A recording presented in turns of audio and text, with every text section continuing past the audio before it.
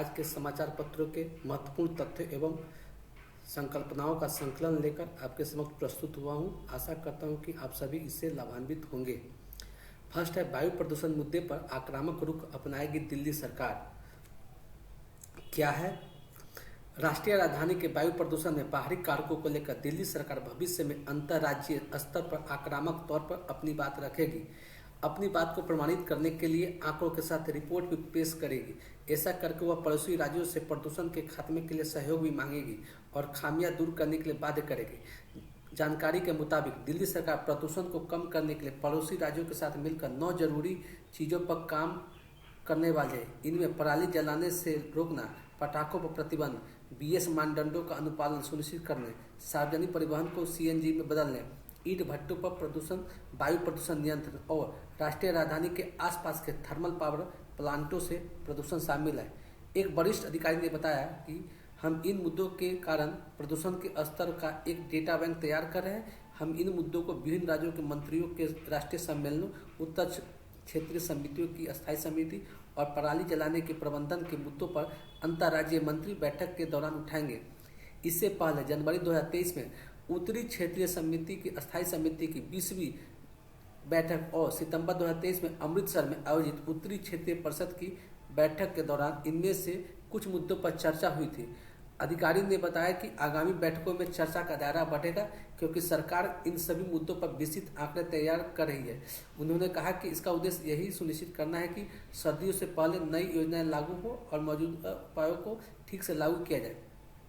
अधिकारियों ने बताया कि सरकार एक संयुक्त कार्यबल बनाने और एक साझा मंच विकसित करने पर भी काम कर रही है। इससे तेजी से सूचनाओं के आदान प्रदान के लिए एक व्यवस्था होगी ताकि इन मुद्दों से जुड़ी जानकारी का जल्दी आदान प्रदान हो सके। इससे खासकर यह सुनिश्चित करने में मदद मिलेगी अगर दिल्ली में पटाखों पर रोक लगा दी जाती है तो उन्हें बाहर से भी अवैध रूप से न लाया जाए। इसी तरह बीएस मानकों का पालन सुनिश्चित हो और ईंट भट्टों से होने वाली वायु प्रदूषण को रोका जा सके। देखिए, प्रदूषण दूर करने के लिए सरकार द्वारा उठाए गए प्रमुख कदम। फर्स्ट है, खुले में कूड़ा जलाने पर रोक के लिए 611 टीमें गठित। नेक्स्ट है, दिल्ली में करीब 52 लाख पौधे लगाने का लक्ष्य। थर्ड है, पटाखे पर प्रतिबंध ग्रेप का सख्ती के साथ क्रियान्वयन। नेक्स्ट है, औद्योगिक प्रदूषण पर निगरानी के लिए 66 टीमें गठित। नेक्स्ट है, प्रदूषण के प्रति जागरूकता बढ़ाने के लिए विभिन्न अभियान चलाए जाए। नेक्स्ट है, धूल प्रदूषण रोकने को मैकेनिकल रोड स्वीपिंग मशीनों, पानी का छिड़काव करने व मोबाइल एंटी स्मोक गन की तैनाती। नेक्स्ट है, ग्रीन वार रूम और ग्रीन दिल्ली ऐप के जरिए 24 घंटे निगरानी। केंद्र CAQM और पड़ोसी राज्यों से संवाद करेगी। नेक्स्ट है, औद्योगिक प्रदूषण को रोकने के लिए सभी पंजीकृत इकाइयों में PNG का इस्तेमाल, पाइप नेचुरल गैस। PNG का फुल फॉर्म होता है पाइप नेचुरल गैस। इन तत्वों का इस्तेमाल हम वायु प्रदूषण से कैसे निपटना है इसका इस्तेमाल अन्य जगह कर सकते हैं। नेक्स्ट टॉपिक, अनुकूल मौसम में हो चुनाव। यह लेख भारत के भूतपूर्व राष्ट्रपति रामनाथ कोविंद द्वारा लिखा गया है।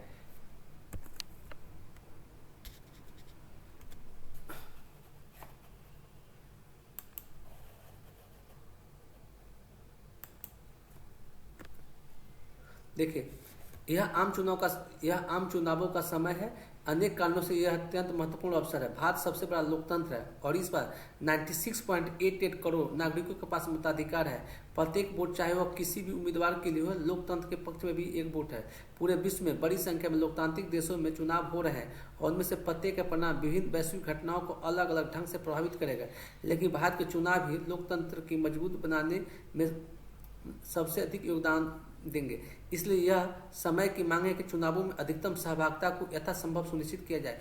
मतदाताओं तक पहुंचने और दूर दराज के स्थानों में मतदान की व्यवस्था करने हेतु हर संभव प्रयास करने के लिए भारत के विभिन्न निर्वाचन आयोग की सराहना की जानी चाहिए। इनमें से कुछ क्षेत्रों तक पहुंचना मुश्किल भी है। सिविल सोसाइटी संगठनों और समाचार माध्यमों ने भी मतदान के अधिकार और कर्तव्य के बारे में जागरूकता बढ़ाने के लिए अभियान चलाए हैं। मतदाताओं ने भी उस आह्वान पर सकारात्मक प्रतिक्रिया दी है और पहले 2 चरणों में उत्साहपूर्वक अपनी मताधिकार का प्रयोग किया है। अब तक अब तक का रुझान संतोषजनक है, लेकिन जब भी मतदान प्रतिशत के आंकड़ों पर चर्चा होती है तब पर्यवेक्षक और विश्लेषक अक्सर एक बड़ी चुनौती के रूप में गर्मी के मौसम की चर्चा करते हैं। यदि गर्मी के बावजूद मतदाता अच्छी संख्या में बाहर आए हैं तो अनुकूल मौसम में चुनाव होने पर लोकतांत्रिक प्रक्रिया में उनकी भागीदारी कहीं अधिक होगी। वर्तमान परिदृश्य में मौसम एक अपरिहार्य आयाम है। चुनावों को इस तरह से निर्धारित किया जाना चाहिए कि 17वीं लोकसभा का कार्यकाल समाप्त होने 16 जून ब्रैकेट में 16 जून से पहले नतीजे आ जाए। लॉजिस्टिक कारणों और सुरक्षा आवश्यकताओं को ध्यान में रखते हुए मतदान को कई हफ्तों की अवधि में आयोजित करना होगा। इन दो तथ्यों को देखते हुए इस बार का चुनाव कार्यक्रम अप्रैल में शुरू हुआ और जून में समाप्त होगा। यही समय जब भारत के अधिकांश से बढ़ती गर्मी से पीड़ित रहते हैं। यहाँ यह ध्यान दिया जाना चाहिए कि भारत के निर्वाचन आयोग ने चुनावों के संचालन का समय निर्धारित करते हुए मौसम के आयाम को ध्यान में रखा है, लेकिन उसे 16 जून की अंतिम समय सीमा का पालन भी करना पड़ा है। जैसे ही IMD यानी भारतीय मौसम विज्ञान विभाग ने अप्रैल के दौरान कई जिलों में लू की चेतावनी जारी की, निर्वाचन आयोग ने त्वरित कार्रवाई की। निर्वाचन आयोग ने भारतीय मौसम विज्ञान विभाग, राष्ट्रीय आपदा प्रबंधन प्राधिकरण और स्वास्थ्य एवं परिवार कल्याण मंत्रालय के अधिकारियों को शामिल करते हुए एक टास्क फोर्स गठित करने का निर्णय लिया। यदि आवश्यकता पड़े तो यह टास्क फोर्स प्रत्येक चरण के मतदान से 5 दिन पहले लू और आर्द्रता के प्रभाव की समीक्षा करेंगे और रक्षात्मक उपाय के लिए कदम उठाएंगे। स्वास्थ्य एवं परिवार कल्याण मंत्रालय को चुनाव संचालन को प्रभावित करने वाली गर्मी की स्थिति का सामना करने हेतु तैयारी करने और सहायता प्रदान करने के लिए राज्यों में स्वास्थ्य अधिकारियों की आवश्यक दिशा निर्देश जारी करने की जिम्मेदारी दी गई है। निर्वाचन आयोग ने राज्य स्तरीय अधिकारियों को मतदान केंद्रों पर आश्रय स्थल, पीने का पानी और पंखों की व्यवस्था करने के लिए कहा है। मुझे विश्वास है कि ये उपाय मतदाता को कुछ हद तक राहत प्रदान करेंगे। फिर भी ये उपाय चुनाव प्रक्रिया के केवल एक पक्ष का समाधान करते हैं। हम इसकी अनदेखी नहीं कर सकते कि उम्मीदवारों, विभिन्न राजनीतिक दलों के नेताओं और कार्यकर्ताओं को बाहर गर्मी और धूल में प्रचार कार्य करना पड़ता है। सार्वजनिक रैलियों में बड़े नेताओं के बेहोश होने की खबरें चौंकाने वाली तो थीं, लेकिन आश्चर्यजनक नहीं। तथाकथित मतदाता उदासीनता प्रचार अभियान के दौरान ही शुरू हो सकती है। मतदान केंद्रों पर व्यवस्थाओं की सराहना की जानी चाहिए, लेकिन जिन मतदाताओं को ग्रामीण इलाकों में तेज धूप में काफ़ी दूरी तय करनी पड़ सकती है, ये बाहर निकलना पसंद नहीं करेंगे। हमें ध्यान देना चाहिए कि इससे प्रदेश अपवाद नहीं बल्कि सामान्य है। भारत में गर्मी के दौरान मौसम की स्थिति तनिक भी असामान्य नहीं है। उत्तरी मैदानी इलाकों, दक्षिणी प्रायद्वीपीय तथा तटीय क्षेत्रों में तापमान 40 डिग्री सेल्सियस से ऊपर चला जाता है। यहाँ तक कि कुछ स्थानों पर यह 45 डिग्री सेल्सियस से भी ऊपर आता है। इससे भी अधिक महत्वपूर्ण बात है कि भविष्य में जब भी मई जून में मतदान होगा तब भी मौसम संबंधी यही समस्याएं रहेंगी। ग्लोबल वार्मिंग और जलवायु परिवर्तन की परिस्थितियाँ और अधिक कठिन हो सकती है। इसलिए हमें मतदाताओं, चुनाव प्रचारकों और चुनाव कराने वाले अधिकारी एवं कर्मचारियों के लिए चुनाव के उपयुक्त समय पर चर्चा करने की जरूरत है। कहने की जरूरत नहीं है कि लोकतंत्र के स्वास्थ्य के लिए यह महत्वपूर्ण है। अब समय आ गया कि यह आम चुनावों के लिए मौसम के अनुकूल समय सारणी बनाए। मैं यह स्पष्ट कर दूं कि यह विषय एक साथ चुनावों में मेरी अध्यक्षता में गठित उच्च स्तरीय समिति के संदर्भ के सत्रों का हिस्सा नहीं था। चुनाव समय सारणी के बारे में मेरा सुझाव उस समिति की सिफारिशों से अलग है। यह सुझाव मेरे द्वारा व्यक्तिगत क्षमता में दिया जा रहा है। मुझे लगता है कि जलवायु संबंधी चिंता इतनी गंभीर है कि इसके लिए एक सुविचारित और सामूहिक पहल की आवश्यकता है। लोकतंत्र के हित में इस समस्या का समाधान करने के लिए सभी हितधारकों को एक साथ आना चाहिए और कोई रास्ता निकालना चाहिए। हमारा उद्देश्य ऐसे मौसम में चुनाव कराना चाहिए जो अधिकतम भागीदारी के लिए अनुकूल हो, ताकि लोकतंत्र की व्यवस्था और मजबूत हो सके। इसका इस्तेमाल आप इंडियन पॉलिटी वाले पक्ष में कर सकते हैं। नेक्स्ट, पारंपरिक ईंधन से बिजली उत्पादन क्षमता में 2.44% की वृद्धि। इसका इस्तेमाल आप ऊर्जा क्षेत्र वाले टॉपिक में किया जा सकता है। वित्त वर्ष 2023-24 के दौरान देश में पारंपरिक ईंधन से बिजली उत्पादन क्षमता 2.44% बढ़ रही है। अब पारंपरिक ईंधन से बिजली उत्पादन क्षमता बढ़कर 243.22 गीगावाट हो गए, जो मार्च 2023 में 237.27 गीगावाट थे। सरकारी डेटा के अनुसार बीते वित्त वर्ष के दौरान गैर पारंपरिक ईंधन नवीकरणीय ऊर्जा स्रोत से बिजली उत्पादन क्षमता 10.79% बढ़कर 190.57 गीगावाट हो गई है, जो पिछले वित्त वर्ष के अंत में 172.01 गीगावाट थी। नेक्स्ट, बीते वर्ष 1.85 लाख कंपनियों का पंजीकरण।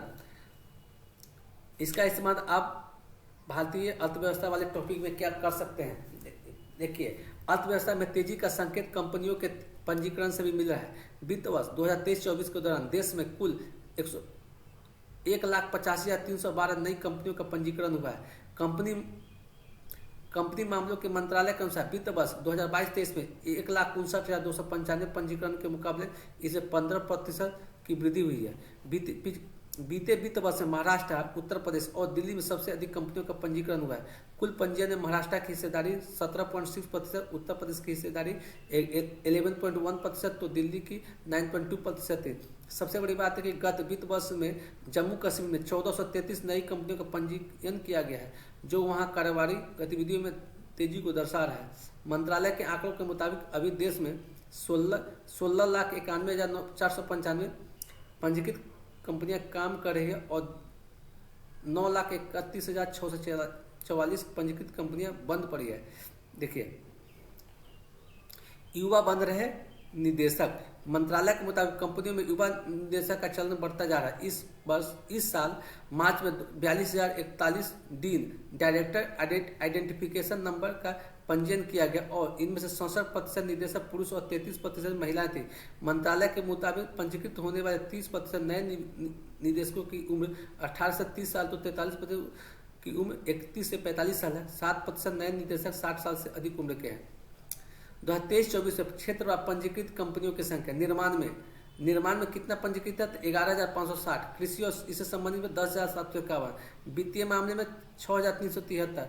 ट्रांसपोर्ट, स्टोरेज और संचार में 10,794। रियल एस्टेट और डेटिंग में 8,369। बिजली, पानी, गैस सप्लाई में 3,256। खनन और संबंधित में 841। ये सभी रिपोर्ट कंपनी मामलों के मंत्रालय द्वारा दिया गया है। नेक्स्ट, संगीत कलाकारों को सम्मान देने के लिए हुई ग्रैमी अवार्ड की शुरुआत। ग्रैमी अवार्ड संगीत के क्षेत्र में प्रदान किया जाता है। कब से किया जा रहा है? तो 1959 से। इसको याद रखना है कि शुरुआत ग्रैमी अवार्ड की शुरुआत 1959 ईस्वी से हुई थी। ग्रैमी अवार्ड का पुराना नाम ग्रामोफोन अवार्ड कहलाता था। ब्रिटेन की प्रथम महिला प्रधानमंत्री ने मार्गरेट थैचर, इसे आयरन लेडी भी कहा है। मार्गरेट थैचर को आयरन लेडी कहा जाता है। इंडिया के आयरन लेडी श्रीमती इंदिरा गांधी को कहा जाता है। 1979 में आज ही कंजर्वेटिव पार्टी के नेता मार्गरेट थैचर ब्रिटेन की पहली महिला प्रधानमंत्री बनी थी। 1721 में रॉबर्ट वालपोल ब्रिटेन के पहले प्रधानमंत्री थे। पहली महिला पीएम चुनने में ब्रिटेन को लगभग 250 वर्ष लग गए। भारत में 1966 में इंदिरा गांधी पहली महिला प्रधानमंत्री बनी थी। ब्रिटेन का first prime minister Robert Walpole, जबकि ब्रिटेन का first lady prime minister Margaret Thatcher थी। नेक्स्ट, चीन ने चंद्रमा के दूरस्थ हिस्से से नमूने लाने को अंतरिक्ष यान भेजा।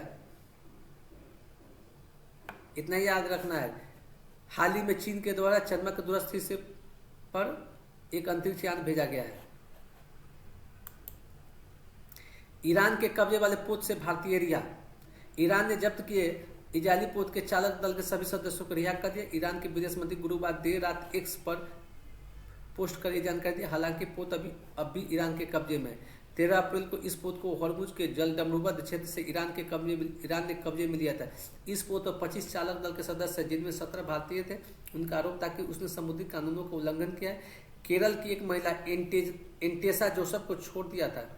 ईरान के विदेश मंत्री अमीर अब्दुल्लाहियान ने कहा कि चालक दल की रिहाई मानवीय कार्य है। पोत के कप्तान अपने अपने दल के साथ अपने अपने देश लौट सकते हैं। इजरायली कार्गो शिप उज्बेकिस्तान में ग्राहकों के लिए 22 मीट्रिक टन से पोटेशियम नाइट्रेट ले जा रहा था। भारत लगातार संपर्क में था। नेक्स्ट, भविष्य पोर्टलों से पेंशन भोगियों को सभी जानकारियां मिलेगी। केंद्र ने सेवानिवृत्त कर्मचारियों की सहूलियत के लिए खास तौर से लॉन्च किया। इसका इस्तेमाल आप सोशल इश्यू वाले पक्ष में कर सकते हैं। केंद्र सरकार ने सरकारी पेंशन भोगियों की मदद के लिए ऑनलाइन पोर्टल भविष्य लॉन्च किया है। इसकी मदद से पेंशन भोगी घर घर बैठे अपनी मासिक पेंशन स्लिप देख सकते हैं और बकाया का विवरण प्राप्त कर सकते हैं। जीवन प्रमाण पत्र का स्टेटस जा सकते हैं और फॉर्म 16 भी जमा कर सकते हैं। 5 बैंकों के साथ जोड़ा गया इसे। सरकार के पेंशन एवं पेंशनभोगी कल्याण विभाग ने बैंक ऑफ इंडिया के साथ मिलकर इस पोर्टल को लॉन्च किया है। कौन सा पोर्टल है? तो आपको याद रखना है, भविष्य पोर्टल लॉन्च किया है। नेक्स्ट, जंगलों में आग के 95% मामलों के लिए मनुष्य जिम्मेदार है। जलवायु परिवर्तन के कारण जंगल में आग लगने वाली आग की आवृत्ति और गंभीरता बढ़ रही है। ताजा घटनाक्रम को देखें तो जंगल की आग ने उत्तराखंड के 17 जिलों में से 8 को अपने चपेट में ले लिया है। जंगल की आग से हर साल 1100 करोड़ का नुकसान हो रहा है। बड़ी बात यह है कि 95% मामलों के लिए मनुष्य जिम्मेदार है। गर्मी के दौरान आग लगना सामान्य घटना है। तापमान में वृद्धि के कारण नवंबर और जून के बीच भारत में जंगलों में आग लगने की घटना नियमित रूप से होती है।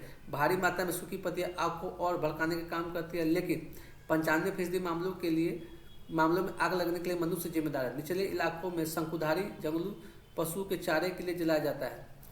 भारत के 46% वनों को है खतरा। अग्निकांड से हर वर्ष 1100 करोड़ रुपए की हानि होती है। उत्तराखंड में लगी आग कितनी भयानक है? आग पर पूरी तरह काबू पाना लगभग असंभव है। आग पर पूरी तरह से काबू पाना असंभव हो सकता है, लेकिन जल्द पता लगाने से उन्हें नियंत्रित करने में मदद मिल सकती है। भारतीय वन सर्वेक्षण इसके लिए उपग्रह आधारित फायर अलार्म सिस्टम का उपयोग कर रहा है। अन्य देश वीडियो स्ट्रीम और सेंसर के AI विश्लेषण का प्रयास कर रहे हैं। इसका इस्तेमाल आप जलवायु परिवर्तन, ग्लोबल वार्मिंग, जैव विविधता, पर्यावरण आदि पक्षों में कर सकते हैं। नेक्स्ट, चांद के अंधेरे हिस्से से नमूने लाने को मिशन भेजा। अभी हम जस्ट कुछ देर पहले बताए थे कि चीन ने चांद के अंधेरे हिस्से पर एक अपना यान भेजा है। उस यान का नाम चांग 6 है। क्वेश्चन पूछा था चांग 6 किससे संबंधित है? चांग 6 चीन का है या यह अंतरिक्ष यान चंद्रमा पर भेजा गया है। डेनमार्क में 18वें शताब्दी तक होगी गर्भपात की अनुमति। डेनमार्क एक यूरोपीय देश है। कोपेनहेगन, डेनमार्क सरकार ने शुक्रवार को कहा कि वह गर्भपात पर अपने प्रतिबंधों में 50 साल में पहली बार ढील दे रही है, जिसके तहत महिलाओं को गर्भधारण करने के 18वें सप्ताह तक गर्भपात करने की अनुमति होगी। नेक्स्ट, गंगा के सूखे पाट से उड़ती धूल हवा में घोल रही है जहर। राज्य के 8 शहरों में, बिहार के 8 शहरों में से दूर हुई गंगा बढ़ा रही वायु प्रदूषण। पटना और हाजीपुर पर सबसे अधिक पड़ रहा है असर। गंगा किनारे बसे 6 शहरों की वायु गुणवत्ता भी खराब। 7 किलोमीटर तक गंगा का है सूखा पाट। 77% है प्राकृतिक कारणों का योगदान वायु प्रदूषण बढ़ने में।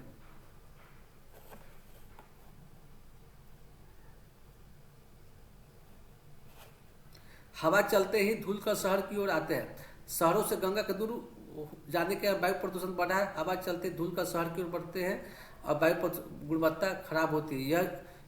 यह जब मानसून के समय गंगा का पानी शहरों के नजदीक आ जाता है तो वायु प्रदूषण कुछ हद तक सुधर जाता है। यह स्थिति मात्र 3-4 महीनों के लिए ही बनी रहती है।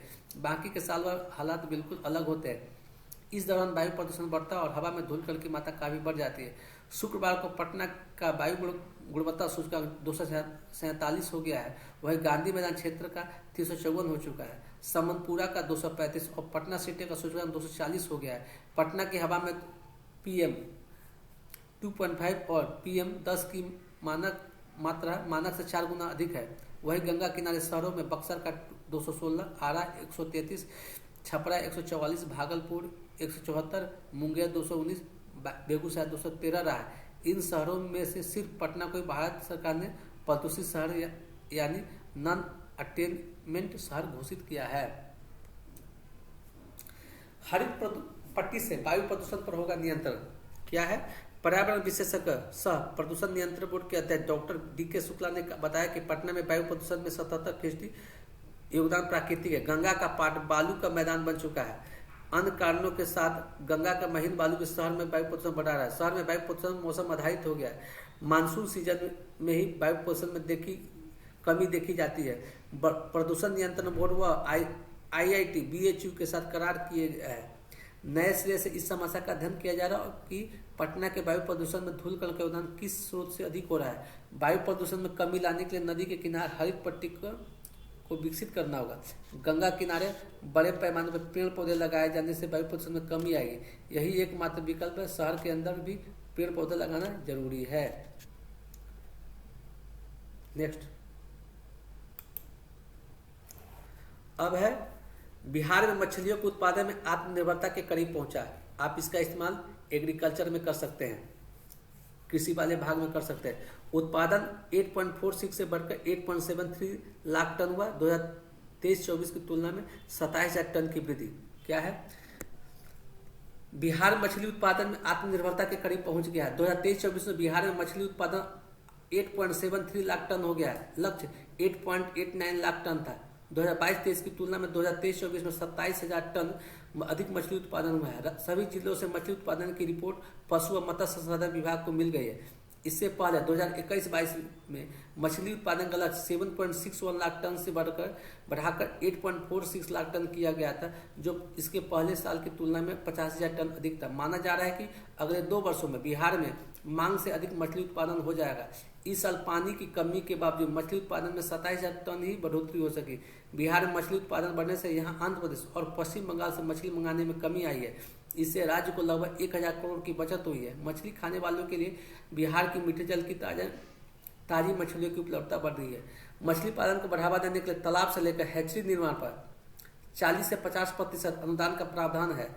राज्य में मछली उत्पादन बढ़ने के साथ ही सालाना मछली की मांग भी बढ़ रही है। वर्तमान में राज्य में मछली की सालाना मांग 9.56 लाख टन है। पिछले 3 साल में मछली की मांग में लगभग 1 लाख टन की वृद्धि हुई है। देखिए, बिहार में वर्षवार मछली उत्पादन आप यहाँ देख सकते हैं। वर्ष और उत्पादन है 2017 में कितने, 2016-17 में 5.09 लाख टन है। 2017-18 में 5.87 लाख टन है। वर्षवार कैसे वृद्धि हो रही है यहाँ एक चार्ट दिया हुआ है। अब देखेंगे जिलोवार उत्पादन। बिहार में मछली का उत्पादन सबसे अधिक होता है मधुबनी जिला में, याद रखना है। बिहार में मछली का उत्पादन सबसे अधिक मधुबनी जिला में होता है। दूसरा स्थान दरभंगा का है और सबसे निचला स्थान बिहार में सबसे कम मछली उत्पादन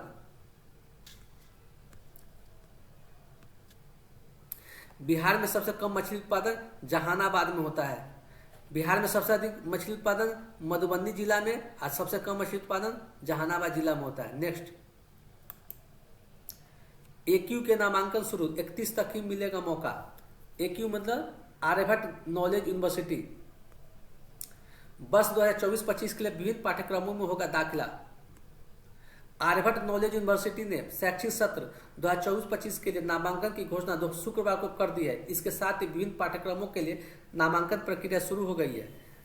एक्यू के विभिन्न केंद्र school of journalism and mass communication, भौगोलिक अध्ययन केंद्र, Aryabhatta centre for nano science and nano technology, centre for river studies and Pataliputra school of economics में विभिन्न पाठ्यक्रमों की सीटों पर आवेदन आमंत्रित है। दोनों मोड में आवेदन सभी केंद्रों में ऑनलाइन तथा ऑफलाइन माध्यमों से आर्यभट्ट नॉलेज यूनिवर्सिटी की वेबसाइट पर जाकर आवेदन कर सकते हैं। आवेदन की अंतिम तिथि 31 मई निर्धारित की गई है। आवेदन की स्क्रूटनी 1 से 5 जून तक की जाएगी।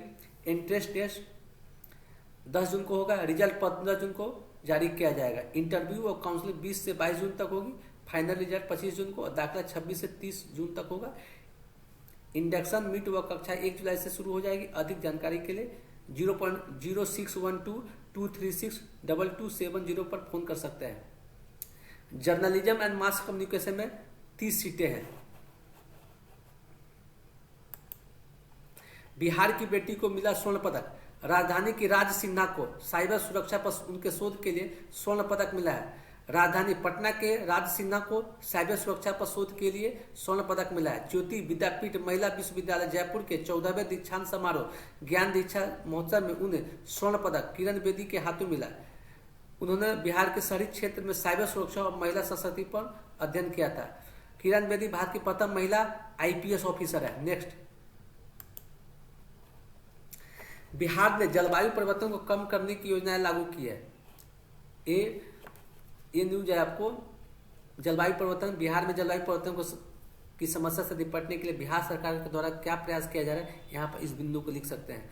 पर्यावरण, वन और जलवायु परिवर्तन विभाग की सचिव वंदना प्रेषी ने शुक्रवार को कहा कि बिहार ने सरकारी उद्देश्यों के अनुरूप जलवायु परिवर्तन को कम करने और ग्रीन हाउस गैस उत्सर्जन को कम करने के लिए कई कार्यक्रमों और योजनाओं को सफलतापूर्वक लागू किया है। जल जीवन हरियाली अभियान जैसे प्रमुख कार्यक्रम संचालित हुए, जिसका उद्देश्य जल निकायों को पुनर्जीवित करना है। उन्होंने कहा कि राज्य में जैव विविधता संरक्षण को बढ़ावा देने और हरित आवरण को बढ़ाने के लिए बिहार नवीकरणीय ऊर्जा विकास एजेंसी ब्रेडा एक अद्यतन नवीकरणीय ऊर्जा नीति 2024 विकसित कर रही है। वंदना प्रेसी ऊर्जा के नवीकरणीय स्रोत को बढ़ावा देने के लिए भारत और बिहार दोनों में की गई पहल के बारे में वैश्विक जागरूकता बढ़ाने के प्रयास को लेकर इंडोनेशिया में जकार्ता फ्यूचर्स फोरम को संबोधित कर रही थी। वीडियो पसंद आया तो वीडियो को लाइक करें, चैनल को सब्सक्राइब करें तथा इस चैनल को अपने मित्रों में भी शेयर करें ताकि इनका लाभ अन्य मित्रों को भी हो सके। धन्यवाद।